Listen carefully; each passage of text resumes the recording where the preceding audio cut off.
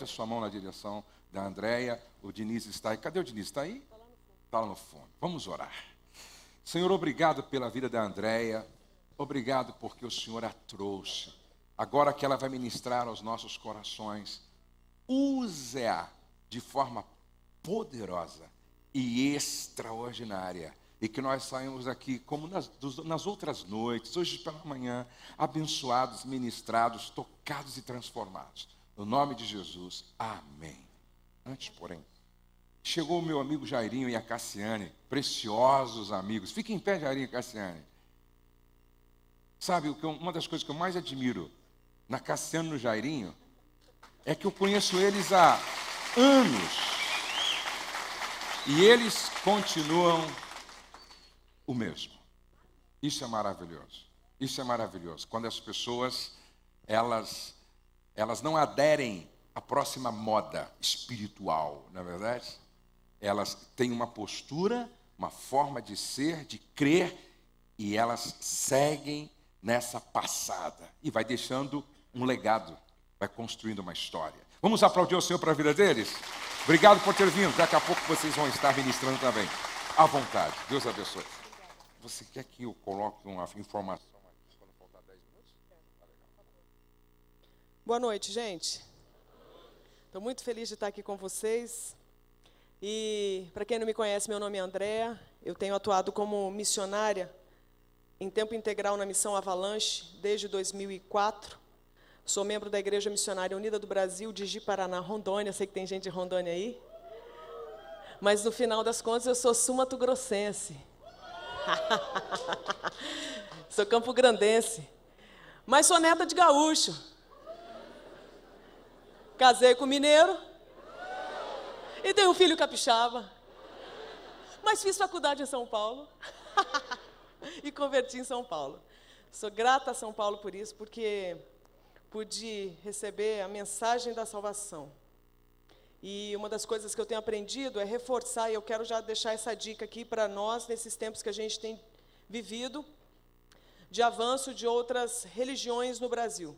Eu não sei se vocês sabem, mas nós temos hoje no Brasil, em média, 15 milhões de brasileiros que se identificam como pessoas sem religião. Os últimos dados do IBGE mostram isso. Desses 15 milhões, 600 mil são ateus. Essa é uma população que dobra. Então, nós temos visto um crescimento, sim, de pessoas aceitando a Jesus como Senhor e Salvador. Mas também temos visto muitas pessoas debandarem da fé. Elas não creem mais. E elas não acreditam mais em expressão de fé. Muitos desses talvez sejam filhos de alguns aqui. E nós precisamos estar atentos para isso. Para um evangelho que seja relevante para a nossa geração. Nós estamos intoxicados de religião. A religiosidade é uma característica do povo brasileiro. É uma característica do povo latino-americano. Não é uma característica de algumas nações mais. Existem nações hoje que são pós-cristãs. Mas o Brasil é uma nação religiosa, mas nem por isso conhece o Evangelho. A minha pergunta é, onde está o Evangelho de Jesus Cristo? Então, faço parte de uma missão chamada Avalanche, que está no Centro de Vitória do Espírito Santo, e desde 2004 a gente tem como objetivo capacitar cristãos para enfrentamento de problemas urbanos. O nosso objetivo é a implantação do reino de Deus, especialmente em cenários com características babilônicas. Onde o reino de Deus não chegou, a gente entende que ele tem que chegar. Por isso que a gente se atreve, na graça e na fé em Deus, em atuar nas áreas que a gente atua. Missões urbanas, fé e história política, artes e comunicação, comportamentos de vício e dependência química, ecologia humana e autocuidado. O ano que vem a gente pretende lançar uma escola na área de Islã, refugiados e animismo. Então eu quero deixar reforçada aqui uma dica para a gente já começar. Nós precisamos conhecer a salvação que há em Cristo. Nós temos o privilégio de ter certeza de salvação quando a gente conhece Jesus Cristo. Outras religiões não oferecem isso. Elas precisam correr atrás, fazer por onde para receber salvação. O nosso Deus é o Deus que faz tudo para nos salvar. Ele nos carrega. Ele morre por nós. Ele dá a vida dele no lugar da nossa morte. Ele é bendito para sempre por causa disso. Amém? E nós temos o outro privilégio de ter um Deus que nos dá paz. Se nós pudéssemos nos lembrar do privilégio que nós temos em Cristo, de sabermos que somos salvos por mérito exclusivo de Cristo, e de que temos paz em Cristo, nós somos realmente o povo mais feliz da terra. Nós somos o povo mais feliz da terra. Então eu quero deixar registrado isso, para que em momento oportuno você se lembre. A geração de hoje precisa se lembrar que há como ter certeza de salvação, sim. Em Cristo Jesus há. E que nesse momento vai haver a instituição do reinado do príncipe da paz na nossa vida. Amém? Mas eu não vou falar sobre isso. Isso é só para a gente dar uma pincelada. Eu quero, antes de mais nada, honrar algumas pessoas. Eu quero honrar o pessoal que escreveu esse livro aqui, Igreja Sinfônica. Ninguém me pediu para fazer isso, eu pedi, eu fui lá, pedi autorização. Eu quero divulgar isso aqui, especialmente para quem é líder. Quem se interessa pelo assunto de unidade da igreja, precisa ler esse livro, escrito por brasileiros, entendendo a realidade da igreja no Brasil. Sensacional. E eu quero honrá-los, porque eles tiveram a ousadia de viver unidade para falar de unidade. É muito comum, é muito simples você falar de uma coisa, mas você não viver aquilo ali. Microfone aceita tudo, não é? Uma câmera aceita tudo e papel também. Agora, viver aquilo, aí tem autoridade. E também quero honrar esse que eu conheci agora, Jonas Madureira, que escreveu esse livro, Inteligência Humilhada. E quero fazer essa citação porque foi ouvindo Jonas falar, especialmente o capítulo 4 desse livro, que me inspirou para trazer uma palavra para esse encontro. E eu fiquei refletindo sobre a temática do encontro, que é casais debaixo da graça. E eu parei para pensar, o que é então um casal debaixo da graça? Porque a gente viu esse guarda-chuva, né? A gente lê, a gente entende, e aí eu penso, será que a gente entende mesmo? O que é um casal debaixo da graça? E aí a gente para pensar, se a gente saísse daqui hoje, e aí as pessoas perguntassem, para onde vocês foram esse fim de semana? Ah, a gente foi para o encontro de casais. Sério, vocês ouviram falar sobre o quê? Sobre casais debaixo da graça. Ah, legal, então em um parágrafo me explica, o que é um casal debaixo da graça? Não é uma pergunta boa? Nesse tempo do povo com pressa, né? Que você tem que ter poucas palavras para explicar, e palavras objetivas que as pessoas possam entender. Eu fico perguntando, se a gente fizesse essa tarefa aqui agora, o que a gente diria para as pessoas? Defina para mim o que é um casal debaixo da graça. Aí a gente vai ter que o quê? Arrumar uma definição, arrumar uma explicação, um conceito. E eu fico imaginando, talvez, o conjunto de ideias, de informações que surgiriam. Talvez até coisas que fossem opostas umas às outras, não poderia ser? Poderia ser. E eu fico imaginando, quem estivesse ouvindo, chegaria a que conclusão, afinal de contas? O que é, então, um casal debaixo da graça? Como é que esse casal funciona? Ele tem características? Ele tem um cheiro específico? Ele tem uma cara, uma estética, uma postura? Como que é um casal debaixo da graça? Será que eu e meu marido somos um casal debaixo da graça? Será que os meus vizinhos diriam que nós somos um casal debaixo da graça?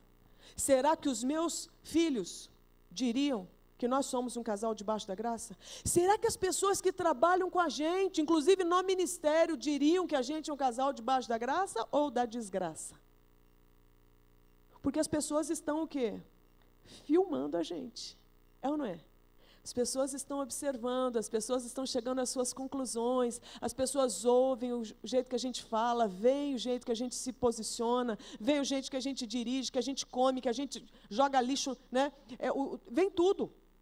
O que elas concluiriam a respeito de nós? E aí eu fiquei intrigada E o livro do Jonas Madureira, Inteligência Humilhada, me inspirou a pegar um conceito que ele trabalha ali sobre referências, sobre autoconhecimento. Então a gente tem falado muito sobre autoconhecimento, é ou não é? Você vai ver o tanto de livro que está sendo produzido, pessoas se conhecerem, está super na moda a gente se conhecer, está super na moda a gente conectar com a gente mesmo, está super na moda a gente se ouvir, a gente descobrir o nosso potencial, a gente isso e aquilo outro, a gente com a gente mesmo, a gente mergulhar dentro da gente, está super na moda. Então vamos pegar esse clima aí de moda e tentar entender, afinal de contas, o que nos explica, o que nos define. Então eu gostaria de propor uma reflexão baseada em 3 conceitos que o Jonas trabalha e eu vou aplicar. Eu não sei se eu passo. Legal. Queria que você abrisse a sua Bíblia em 1 Reis 21. Você está lendo essa palavrinha aí? Não é uma palavrinha muito comum para nós. Alter. Alter vem, na verdade significa outro. Então, nesse livro se fala muito sobre a autorreferência, ou seja, o que serve de referência para eu me conhecer vem do outro. Você fala, nossa, mas o que isso tem a ver comigo? Você vai entender. A gente vai ler 1 Reis 21, e eu vou usar um casal super famoso, que a gente fala um tanto a respeito deles, para a gente entender um pouco como que um casal pode ser, por exemplo, um casal que a gente vai chamar mais para frente de casal do outro. Alter significa outro, certo? 1 Reis 21 fala assim: depois dessas coisas, aconteceu que Nabote, o Jezreelita, tinha uma vinha em Jezreel, ao lado do palácio de Acabe, rei de Samaria. Este falou a Nabote: dá-me a tua vinha, para que me sirva de horta, porque está vizinha no fundo do meu palácio, e te darei em troca outra vinha melhor, ou, se desejares, eu te pagarei em dinheiro o quanto vale. Negócio bom, a gente troca, ainda te dou, né, uma diferença aí para mais, para você trocar esse terreninho aí que eu estou de olho nele. Versículo 3, mas Nabote respondeu a Acabe: o Senhor me guarde de te entregar a herança de meus pais. Ou seja, problema. Sei que você está de olho, Acabe, no meu terreno, mas o problema é o seguinte, esse terreno é o quê? Herança. Ou seja, tem uma questão afetiva. Tem uma questão muito particular, muito preciosa para mim. Então a resposta, em outras palavras, é o quê? Não, não está à venda. Você acha que todo mundo aceita não? Você acha que Acabe entendeu esse não? Pois é. Aí você vai ver que no versículo 4, Acabe foi para seu palácio, desgostoso e indignado, magoou, ficou magoado, ficou ferido. Tem gente que fica magoadinho quando leva um não, e não é uma criança, é um marmanjo. Então existem marmanjos que ficam feridinhos, indignados quando levam não? Tem. E não só isso. Por causa da palavra que Nabote, o Jezreelita, lhe havia falado, pois este lhe tinha dito: não te entregarei a herança de meus pais. Ele se deitou na sua cama, virou o rosto e não quis comer. Magoou. Magoou. Ficou ferido. Você acha que era jejum para se quebrantar diante de Deus? Não, era piti. Acabe pitizeiro. Emburrou, fez biquinho, mimimi, emburrou, deitou. Aí você fala, ainda bem que é só Acabe que faz isso. Não é verdade? Ainda bem que você não conhece ninguém que usa esse tipo de manipulação para atingir aquilo que tem como objetivo pessoal. Sabe do que nós estamos falando? De feitiçaria. Feitiçaria. Feitiçaria nada mais é do que manipulação de poder para você atingir aquilo que você quer, ainda que por meios escusos. É o que eu quero, e os fins justificam os meios. É o que eu quero. Então Acabe simplesmente, convenientemente, se joga na cama, faz agora um jejum de manipulação e atinge o que quer. Versículo 5. Mas Jezabel, sua mulher, veio a ele e lhe disse: por que estás tão irritado que não queres comer? Ai, que mulher serva, que mulher sensível e quebrantada, misericordiosa, farejou a debilidade de Acabe. Ele lhe respondeu: porque falei a Nabote o jezreelita, vende-me a tua vinha, ou se preferires te darei em troca a outra vinha. Mas ele respondeu: não te entregarei a minha vinha. Então Jezabel, sua mulher, lhe disse: é assim que governa sobre o reino de Israel? Levanta-te, come e alegra o teu coração, eu te darei a vinha de Nabote o jezreelita. Fala sério, hein? A mulher é brava com força. Simplesmente ela escreve cartas em nome de Acabe, selando-as com um anel de selar dele, mandou-as aos anciãos e aos nobres que habitavam com Nabote na sua cidade. Assim escreveu nas cartas. Quem escreve? Ela, se passando por ele. Já temos um crime aí, concorda?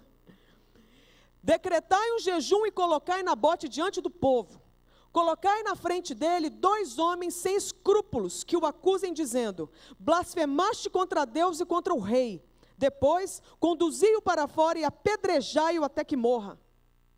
Os homens da cidade dele, isto é, os anciãos e os nobres, que habitavam na sua cidade, fizeram como Jezabel lhes ordenara, conforme estava escrito nas cartas que ela lhes mandara. Decretaram jejum e puseram Nabote na frente do povo. Também vieram 2 homens sem escrúpulos e ficaram na frente dele. E estes homens se acusavam Nabote perante o povo, dizendo: Nabote blasfemou contra Deus e contra o rei. Então o conduziram para fora da cidade e o apedrejaram de modo que morreu. Depois mandaram dizer a Jezabel: Nabote foi apedrejado e morreu. Quando Jezabel soube que Nabote havia sido apedrejado e havia morrido, disse a Acabe: levanta-te e toma posse da vinha de Nabote, o jezreelita, a qual ele recusou te vender, porque Nabote já não vive, mas está morto. Quando Acabe ouviu que Nabote estava morto, levantou-se para descer a vinha de Nabote, o jezreelita, para tomar posse dela. O que nós estamos ouvindo aqui, gente?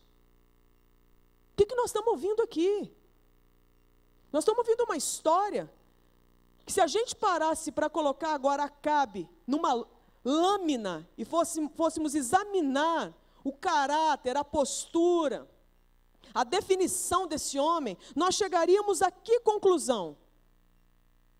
Nós estamos falando de um homem que tem como definição, está ali o mesmo texto, mais para frente a gente vai ler esse versículo, mas estamos falando de um homem que adota como definição para a sua vida aquilo que Jezabel diz a respeito dele, sim ou não? Quem define Acabe? É Jezabel. Quem é Acabe?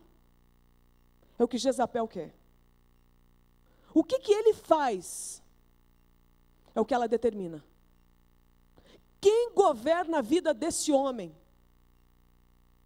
É Jezabel. Eu não estou aqui para falar mal de um homem banana e de uma mulher mandona. Eu estou aqui para denunciar um sistema corrompido. E que muitas vezes é o sistema familiar de muitas das nossas famílias, inclusive cristãs e evangélicas. Onde nós temos um terreno onde pessoas vendo de fora diriam o que a respeito desse casal Jezabel e Acabe? É um casal que quem define o outro, que quem define os seus membros é o outro. Eu te pergunto, Deus entrou nesse casal, gente? Presta atenção, Deus define alguém nesse casal? Deus é a referência de significado, de identidade, de postura, de ética, de cosmovisão, de algum desses, de Jezabel e Acabe? O que vocês acham? Sim ou não? De jeito nenhum. Aí você fala, mas o que isso tem a ver comigo, Andréa? Vamos trazer isso para os nossos dias? Olha o que a Bíblia fala sobre Acabe. Versículo 21 de 1 Reis 21. Versículo 25 de 1 Reis 21.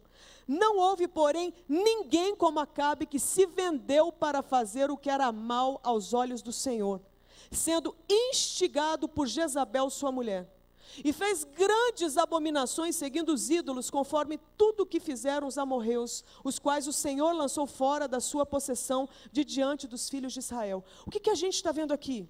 Uma pessoa que adotou como estilo de vida ser definido por um outro ser humano. Eu quero fazer essa denúncia de que até hoje isso acontece. Até hoje a gente vê esse fenômeno acontecendo em casais, que aparentemente você diz, que casais legais.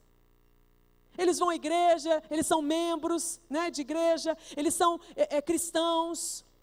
Mas no final das contas, quando você aperta um pouquinho, quando você chega mais perto, o que você nota? Esses casais continuam vivendo debaixo de uma ótica, que se você parar para pensar, é o governo do outro, mas não é o governo de Deus na vida da pessoa.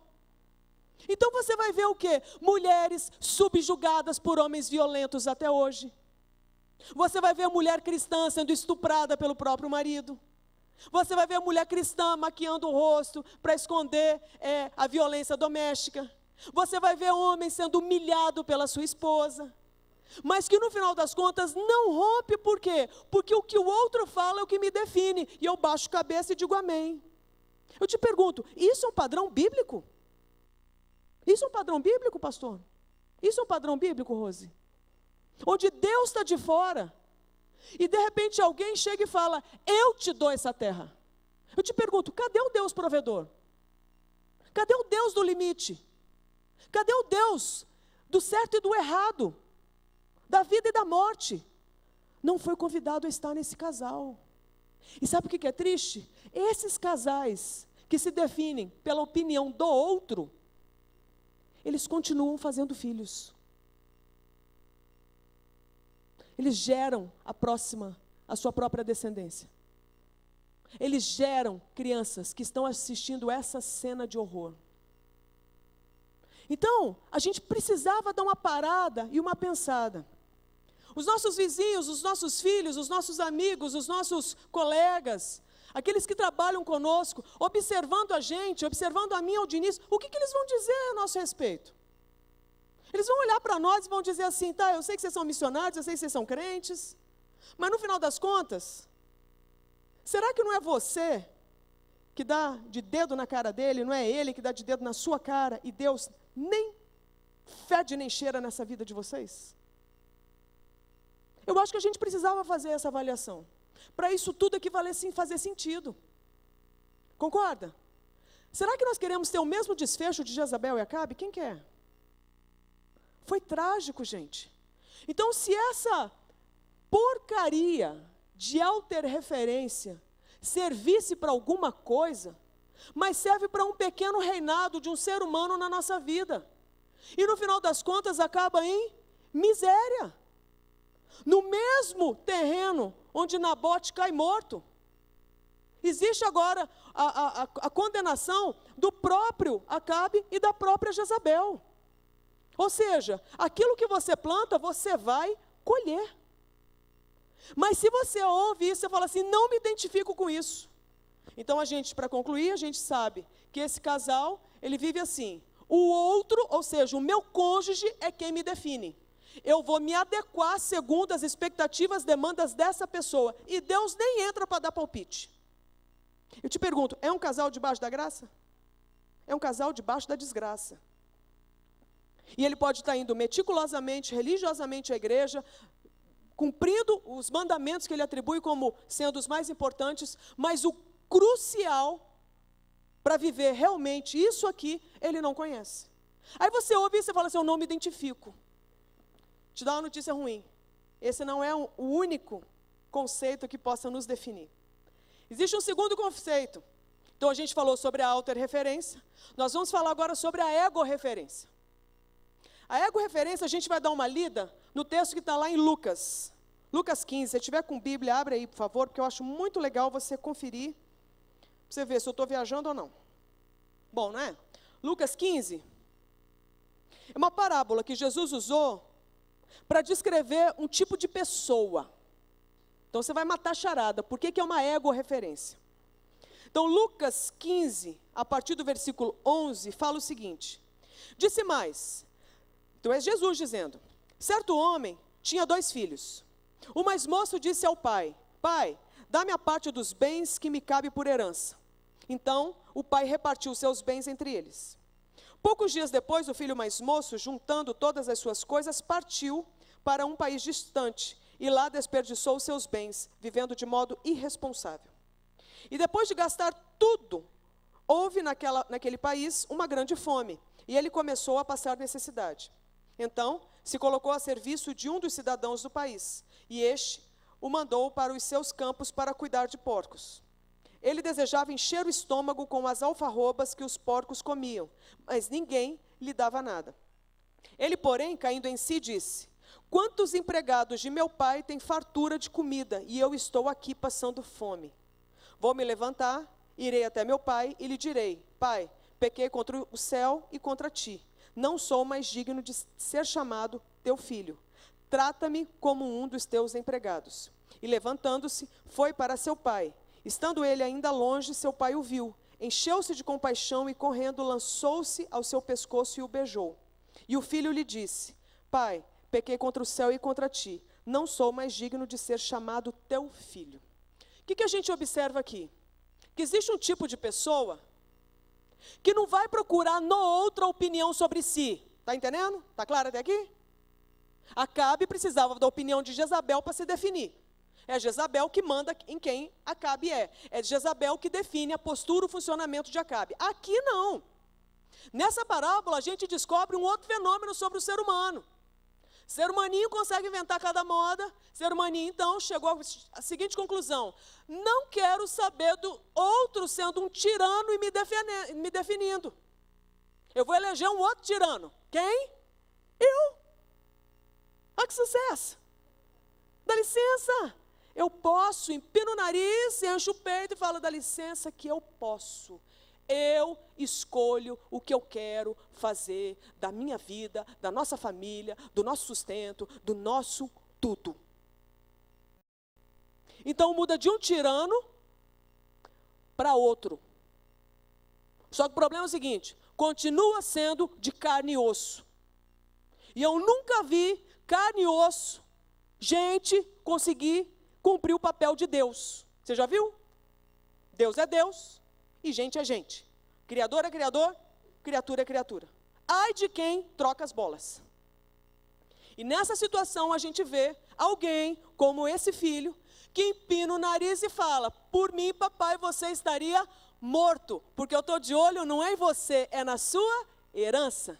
Então, antecipo a sua morte, te mato no meu coração, porque eu estou de olho nas coisas que você tem, e não em quem você é, e não em quem eu sou com você, porque a sua opinião a meu respeito não importa. Eu quero decidir quem eu sou. Existem casais que funcionam assim? Existem. Existem casais que não querem opinião de seu ninguém. Existem casais que não estão abertos para estabelecer vínculo com seu ninguém. Existem casais, maridos, mulheres, que simplesmente estão blindados no seu afeto, na sua humildade, eles estão totalmente encapsulados, eles estão isolados dentro de si, alheios, alienados a tudo e todos fora de si, e simplesmente enfiam na cabeça que quem define e quem manda sou eu ou somos nós. E detalhe, os filhos estão vendo. Então a gente vai ver nessa referência uma característica muito curiosa. Tem muita gente na ego-referência, eu acredito, muitos casais inclusive, que começam a se tornar, presta atenção nessa palavra, dualistas. Ou seja, dentro da igreja, a gente fala de Deus. A gente até vai para a igreja. A gente até acredita. Mas fora da igreja, é nosso reinado. Então a gente é crente quando? Domingo no culto. A gente é crente no encontro de casais. Mas fora daqui, vida normal. A gente volta o quê? A reinar e a governar a nossa própria vida. A gente começa agora o quê? Fazer o que a gente bem quer, usar os recursos que a gente tem, decidir conforme o nosso bel prazer, segundo os nossos próprios objetivos, para ampliação do nosso reino. Então eu te pergunto, quem é Deus na vida desse casal ou dessa pessoa? É o próprio umbigo. É o próprio umbigo. Então eu te pergunto, será que Deus se sente Deus nesse casal? O que vocês acham, gente? Você acha que Deus se sente livre para governar essa casa? Será que Deus se sente livre para chegar na sala dessa casa e sentar? Será que Deus se sente livre para entrar nessa casa e entrar no quarto desse casal e dirigir com esse casal e investir com esse casal? O que você acha? Ele não é convidado. Porque tem já o quê? Um trono ocupado, que é o ego de cada um. Então você vai ver um tanto de casal que é o quê? É religioso. Ele tem uma procissão evangélica. Mas ele não ama Deus. Ele ama o seu próprio prazer. É um casal sensorial. O que move o casal é o quê? Aquilo que ele elegeu como valor. É direito do casal ser assim. Assim como é direito do casal viver da outra forma, como eu citei antes. Mas não chamem isso de um casal debaixo da graça. Não chamem isso de um casal cristão. Isso é um casal carnal. Vocês estão entendendo? Você acha que isso é perigoso? Demais, a galera está vendo, e a galera está entendendo, olha, eles vão à igreja todo domingo, olha, eles vão para o encontro de casais, olha, eles vestem como crente, eles cantam como crente, eles tudo como crente, eles são até crentes. Só que tudo que eu não quero é viver do jeito que eles vivem. Porque quem manda na vida deles é o umbigo deles. Ou então quem manda na vida deles é o outro. É uma casa dividida. As pessoas estão assistindo. Então, a gente para e fala assim, meu Deus, que desespero. Tem coisa pior para vir? Não, agora vem a resposta, amém? Então, até agora a gente falou sobre quem define o casal é o eu do próprio casal. E aí,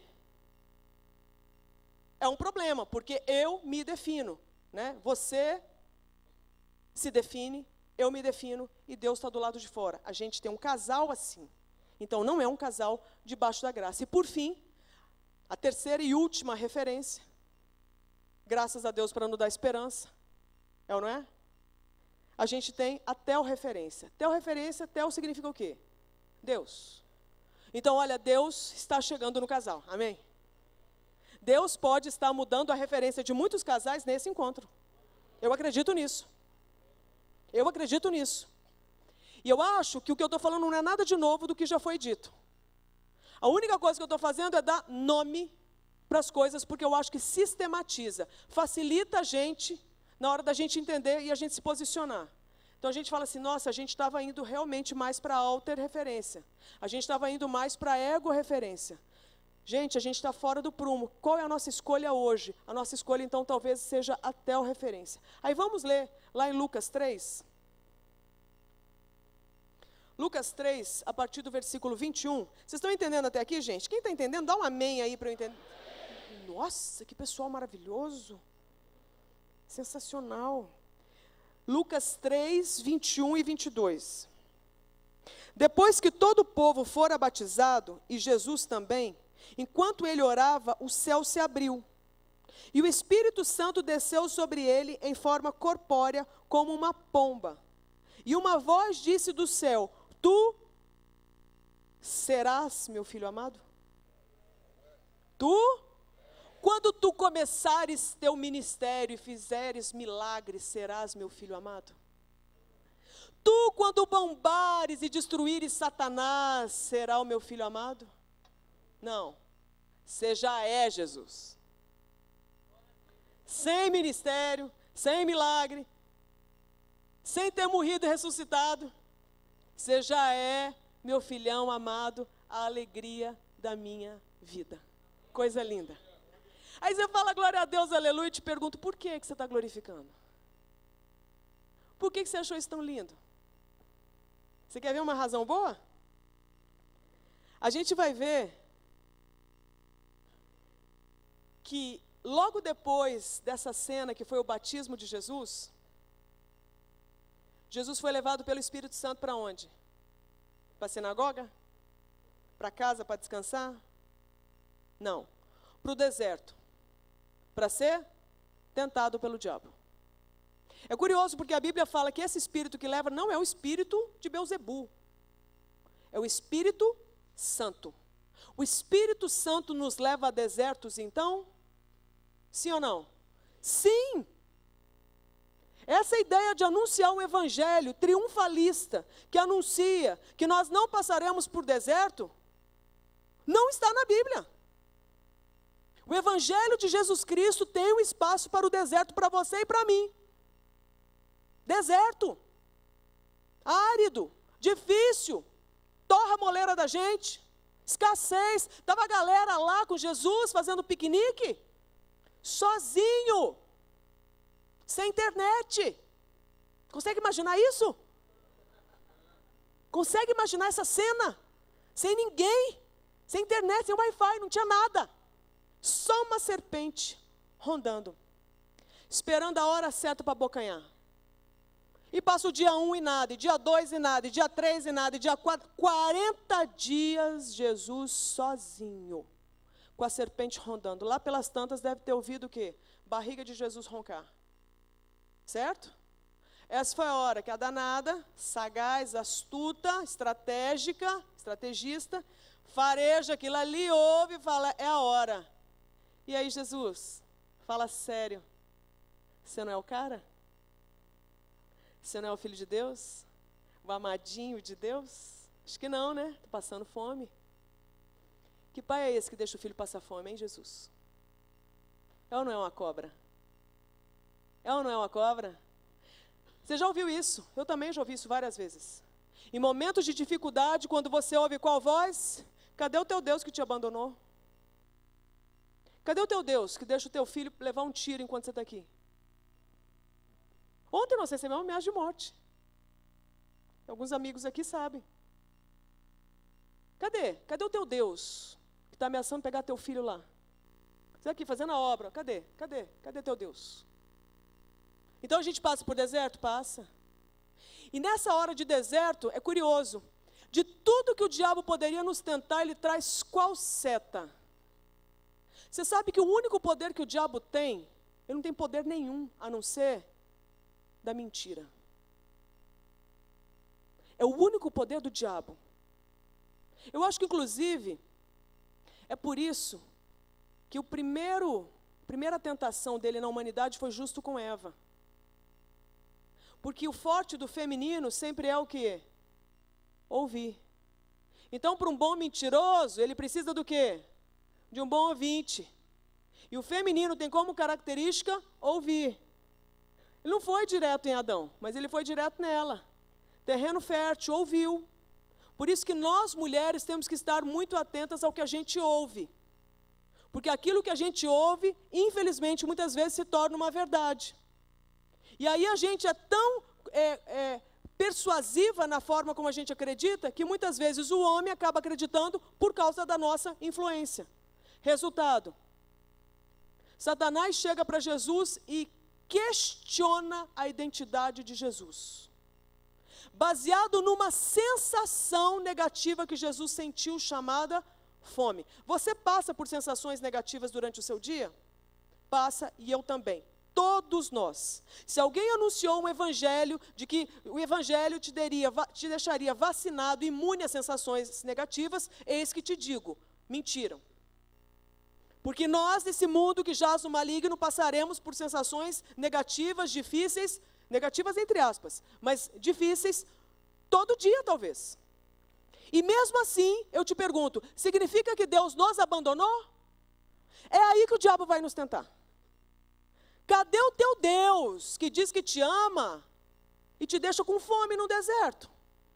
Cadê o teu Deus que te deixa passar por essa situação? Estou preso aqui, pastor. Isso é situação, olha que profético que você também. Gente, que olha que conspiração, isso aqui é machista com força. Não pensa num salto, não é verdade? Fala sério, sai. Arrasou, né? Primeira vez que eu fico presa. Nossa, que lindo, pela causa do Senhor, amém. Então, até esqueci o que eu estava falando, mas enfim. Que Deus é esse? Que deixa a gente passar por essas sensações. Então, Jesus é tentado a esquecer quem Ele é.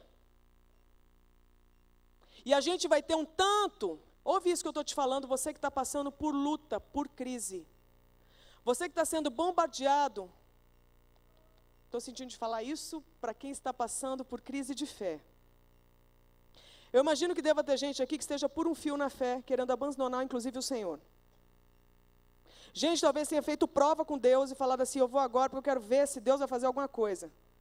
Ou Deus entra do meu jeito, ou Deus faz isso aqui, e você determina e decreta um monte de coisa que você estabelece como meta, não pergunta nem o conselho de Deus, e você quer que Deus se submeta e entre nesse jogo. Deus não vai entrar em jogo humano, porque Deus é Deus e é santo. Agora, Deus é amor, e te ama, e está tendo misericórdia da sua vida, de revelar o seu coração aqui hoje. Então eu vou dizer da parte de Deus agora, eu entendo que é da parte de Deus, estou falando pela fé. Muita gente deve estar sendo bombardeada no campo da fé, na área da incredulidade. De ser apertado um pouquinho por causa das circunstâncias, ou até apertado muito por causa desse cenário todo difícil que a gente vive nesse mundo e nesse Brasil. E ser tentado a chutar o pau da barraca e falar, esse Deus me abandonou. Eu não sou filho de Deus coisa nenhuma. Eu quero mais seguir o conselho desse povo aí, ó.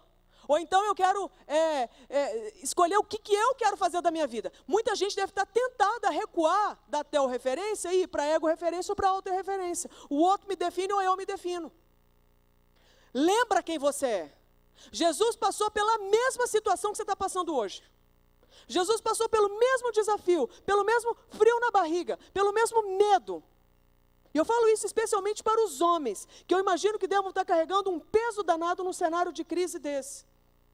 Sem saber para onde que vão, o que vão fazer. Talvez pais e mães que estão desesperados com os filhos, às vezes usando drogas, às vezes rompendo com a fé, sabe, rompendo com o evangelho, e não saber o que fazer e de repente querer assumir o governo da própria vida, da própria família, deixando Deus de fora. Você não foi chamado para ser Deus. Você não foi chamado para carregar esse peso. O nosso Deus tem um raciocínio inverso. Ele chega e te fala, vinde a mim os que estão o quê? Cansados e sobrecarregados. E eu piorarei? E eu vos aliviarei. Eu vim trazer uma mensagem hoje para aliviar os ombros. Para aliviar a mente. Deve estar um monte de homem aqui cansado. Deve ter um monte de mulher aqui sobrecarregada tentando salvar a família. Chega! Cadê o evangelho da graça? Que faz uma cobertura sobre nós. E carrega o peso por nós. E nos dá a paz. Então nós estamos falando de um Jesus que não negociou quem ele era. Aí você vê que Jesus é tentado nisso aí. Se tu és o filho de Deus, manda essa pedra que se torne em pão. E olha que curioso, Jesus tinha um problema nessa hora, sabe qual? Fome. O diabo ofereceu o que para ele? Solução. Então você não se engane com os planos do diabo achando que ele só vai te dar problema, ele vai te dar solução. O problema é que é negociando a sua identidade. Você vende a sua alma para o diabo e ele te dá a solução do seu problema. Negócio fechado? É isso que ele está propondo. Jesus nega, duvida, começa a acreditar que teu pai te abandonou e que você tem que fazer alguma coisa por você para daí você ser um cara próspero, para daí você se dar bem. Se torna seu Deus, Jesus, e deixa o pai de fora. Rompe com a Trindade. Você acha que Jesus deu conta disso? Nunca, porque ele sabia quem ele era. E Jesus responde o quê? está escrito. Te pergunto, quem escreveu? Foi Deus. Nós temos que aprender a palavra de Deus. A gente é capaz de citar tudo. Música, teólogo, pensador, consultor, técnico, tudo. Menos o que sai da boca de Deus. E aí Jesus fala, está escrito, nem só de pão viverá o homem. É legal, porque o homem vai viver do que então? De toda palavra que sai da boca de Deus. Jesus com fome, com a barriga roncando, fraco fisicamente, possivelmente, chega a uma conclusão: com fome ou sem fome, eu vou continuar crendo naquilo que saiu da boca dele. E ele disse que eu já sou amado. Pronto, acabou, eu sou amado com fome ou sem fome. A minha pergunta é, cadê os casais que vão continuar crendo fielmente em Deus, apesar das circunstâncias? Você sabe o que é lindo? O diabo voltou mais 2 vezes com essa conversinha fiada. E Jesus mandou um recado. Perdeu o playboy. Não cola, eu já sou filho amado. Muito legal, porque depois disso, os anjos vieram e serviram Jesus. Então você vai ver que é uma questão de tempo para a tentação vir e ao mesmo tempo o quê? Vazar. Só que você vai ver o melhor da história. Quando Jesus foi para o deserto, ele foi levado pelo Espírito. A Bíblia descreve assim, Jesus foi levado pelo Espírito ao deserto para ser tentado pelo diabo. Só que no final da história, a Bíblia fala que Jesus volta do deserto no poder do Espírito. Se você parar para pensar, então o diabo estava tentando Jesus? Sim, a serviço de Deus. Sabe o diabo? Por trás tem Deus. Nunca coloque o diabo do tamanho de Deus, porque ele não passa de um pitbull brabo, mas continua na coleira. Só avança se o pai deixar. Aí,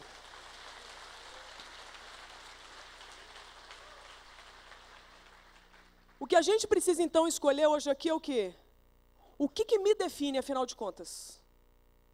O que nos define como casal? Quem é que define a gente? Quem é que descreve a gente? Aí de repente você vai olhar e falar assim, cara, eu quero hoje, mas a partir de agora dá para zerar? Talvez a gente tenha que zerar daqui por diante. Do que passou nós vamos ter que zerar. E coisa linda a gente reconhecer isso, tá? Uma coisa eu aprendi sobre Deus, não adianta tentar impressioná-lo. Não adianta a gente tentar seduzi-lo. Não adianta a gente tentar maquiar a história.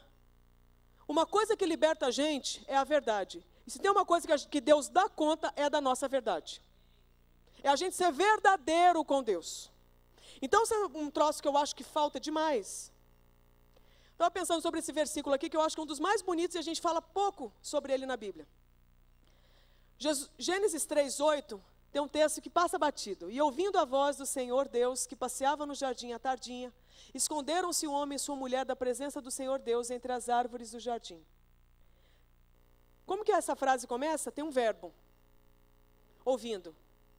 Olha que coisa linda. Tudo que a gente descreveu até agora é o quê? Referência.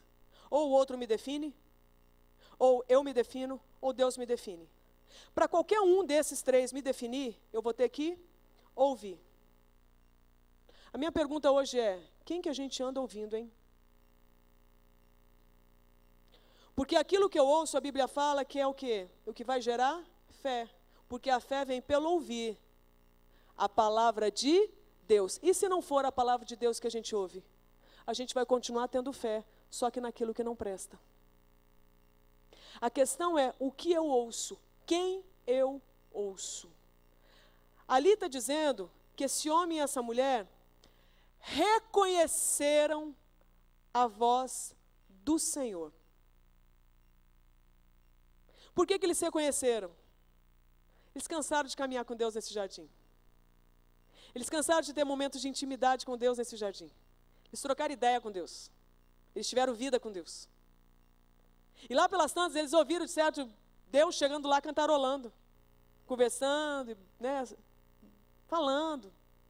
Legal isso, cantarolando, eu não sei. Mas eles ouviram alguma coisa que Deus estava falando, Deus estava emitindo um som. Eles ouviram e reconheceram. Então talvez a gente conclua hoje aqui o quê? Que talvez a gente esteja perdido, fora da graça, vivendo como um casal de desgraça, porque a gente não reconhece mais a voz de Deus. Porque a gente está intoxicado de muitos outros ruídos. E o que não falta é falso profeta por aí falando besteira, para desfocar a gente da voz de Deus. Simples, tem como resolver. Sabe como? Pedindo para Deus. Confessando a Deus. Pedindo socorro, sendo humilde. E eu quero fazer esse convite agora. Eu vim aqui para isso. Coisa que eu gosto, sabe o que é? Arrumar essa falação aqui, mas o que vai importante é agora. Vai ser a falação de Deus com a gente e a nossa resposta a tudo que Ele falou. Agora começa a coisa importante. Eu quero que você, que está aqui com o seu cônjuge, que é a instituição mais poderosa dessa nação, quando o masculino e o feminino se encontram com o Espírito Santo de Deus, aliançados com a bênção de Deus, você tem ideia do poder disso? Eu não vim aqui para falar de masculinidade e feminilidade, mas só vou dar uma pincelada. Você, homem, trazendo informações sobre a masculinidade, que são características que estão no próprio Deus, e Deus deposita no masculino. Não era tudo sobre Deus. Aí Deus levanta o quê? O feminino, que carrega características que estão dentro de quem? Do próprio Deus também. E Deus libera essa porção masculina, libera essa porção feminina na terra. E os dois se encontram. Mas se encontram em que circunstâncias? Ele já recebeu o sopro de vida, que é o Espírito de Deus. Ela recebeu o sopro de vida, que é o Espírito de Deus. E os dois se conhecem, os dois conhecem a Deus. Se conhecem pessoalmente, conhecem a Deus, por isso se conhecem pessoalmente, individualmente. E os dois são levados e se encontram num paraíso, num jardim de delícias. E ali eles se encontram e veem que eles são compatíveis. E a atração é bombástica. Então os dois dizem sim.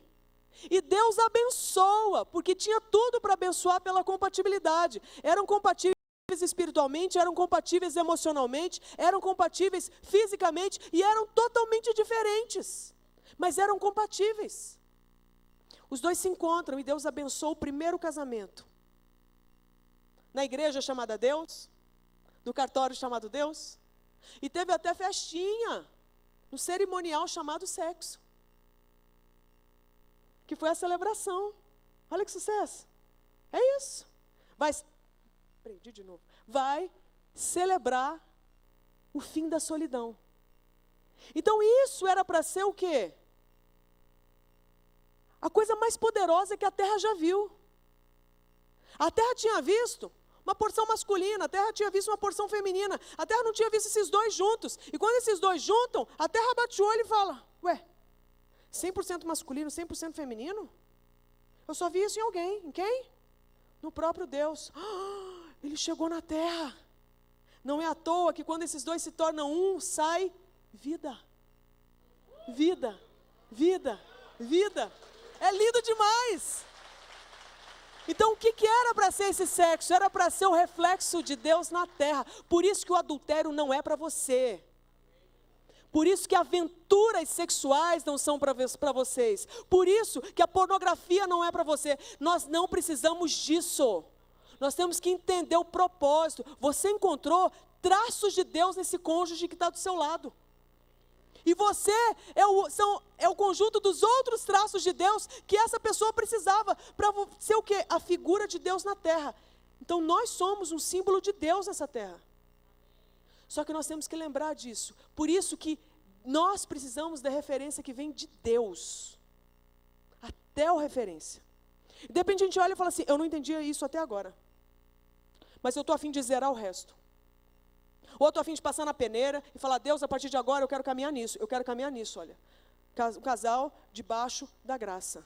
Eu não quero que seja o meu outro aqui que define, e eu não quero ser eu, sendo Deus na minha vida, sendo um tirano. Eu quero que seja o Senhor, exclusivamente o Senhor. Por isso que eu quero que você tenha o quê? Um tempinho para conversar com essa pessoa com quem você casou. Não quero que você saia orando de vez, não. Quero que você olhe no olho. Parte difícil. Era bom só, né, virar do lado, puxa, um não olha para o outro e começa a orar a Deus, solta a bomba para ele, ninguém se responsabiliza, né? Quero que você olhe para essa pessoa do seu lado, pode ser? Tarefinha de casa. Nós vamos encerrar agora. E eu quero que vocês tenham uma conversinha rápida, de pé de orelha. Até você que está brigado, ora também, conversa. Vai que pinta um clima, né? Vixe, o marido veio. Hã? Hã? Tá bom, fica aí. Tira o microfone, senão vai todo mundo. E aí o que eu quero é que a gente tenha essa conversinha. E a gente avalie em que referência que a gente se encontra. Será que é ele que me define? Será que sou eu que ando definindo o meu marido? Será que sou eu que reino? Será que é ele que reina? Será que a gente é um casal que faz aquilo que a gente quer e deixa Deus de fora? Essa é a hora que a gente vai botar isso na balança. E aí depois dessa conversa nós vamos orar juntos. Pode ser? Eu quero te dar pelo menos um minutinho, pode ser? Só você e essa pessoa.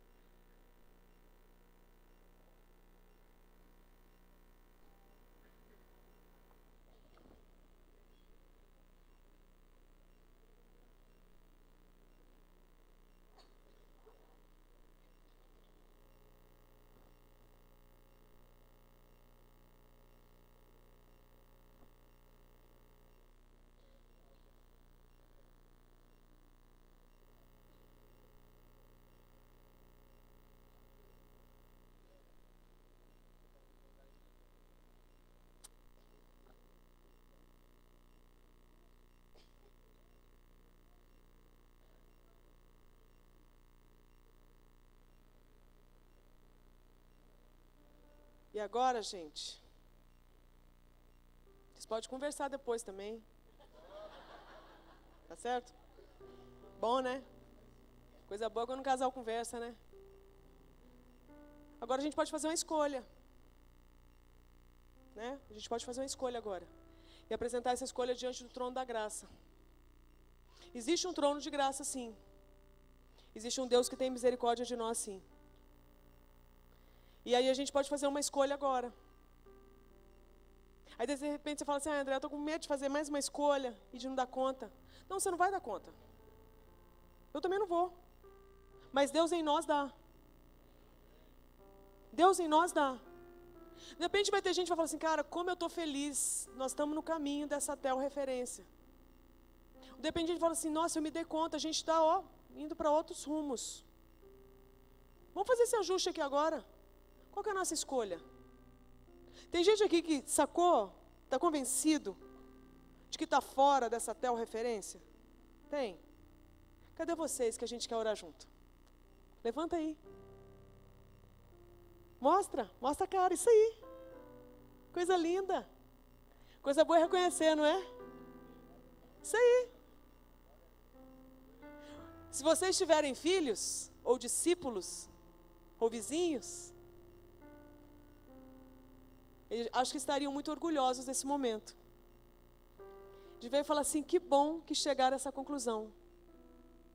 Agora a gente pode orar junto, não pode? Vamos fazer uma coisa diferente? Vamos pedir para casais orarem com vocês? Para ninguém sair daqui se sentindo pior ou inferior. Não, nós estamos, gente, precisando crescer e amadurecer um com o outro. E se tem irmãos que estão melhor, sabe, na caminhada, vamos dar suporte para quem está precisando. Vamos encorajar. Eu queria então sugerir que a gente adotasse esses casais aí. Quem estiver perto, abraça esses caras, que eles foram humildes. Humildes. Olha que coisa, vamos fazer missões. Abraça esse pessoal que está aí do lado e fala assim: olha, nós vamos orar com vocês, vamos abençoar vocês nessa decisão. Então eu quero que a gente ore uns com os outros. Senhor, muitos casais estão convencidos de que ou eles reinaram, ou o próprio umbigo reinou na vida deles. E eles foram convencidos que estão passando por um momento que é mais para desgraça do que graça.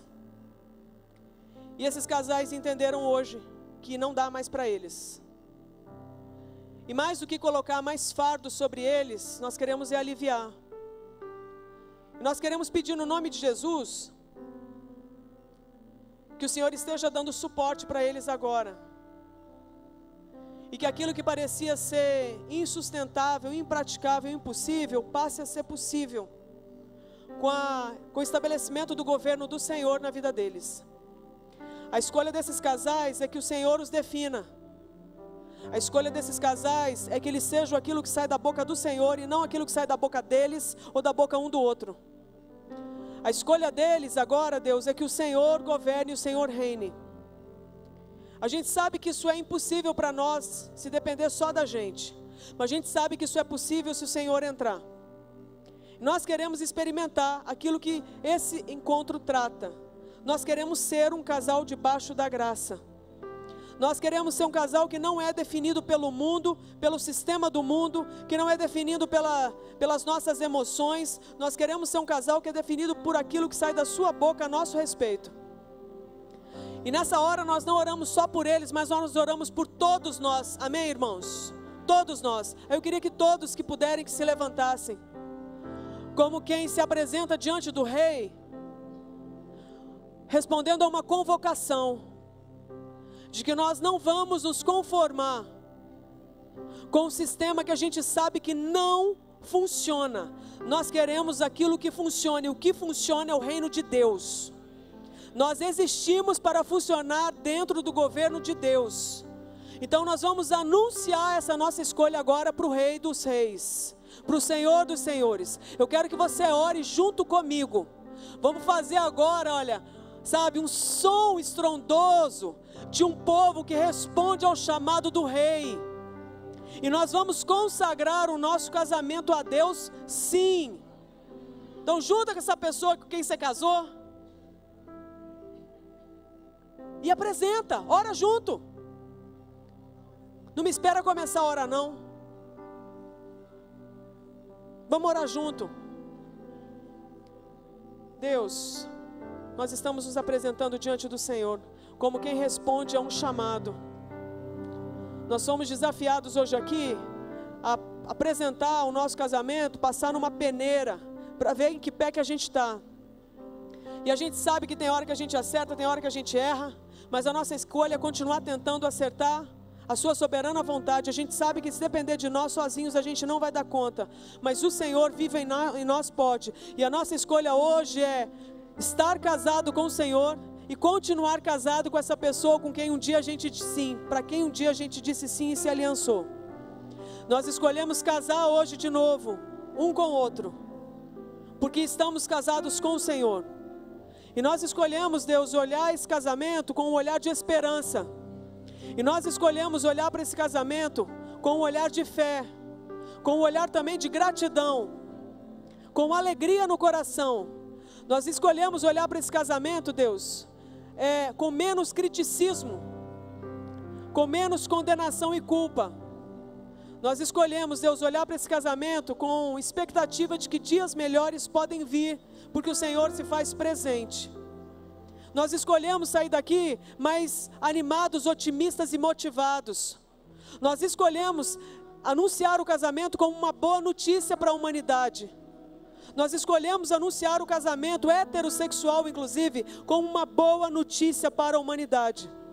Nós escolhemos, Deus, viver momentos felizes também uns com os outros.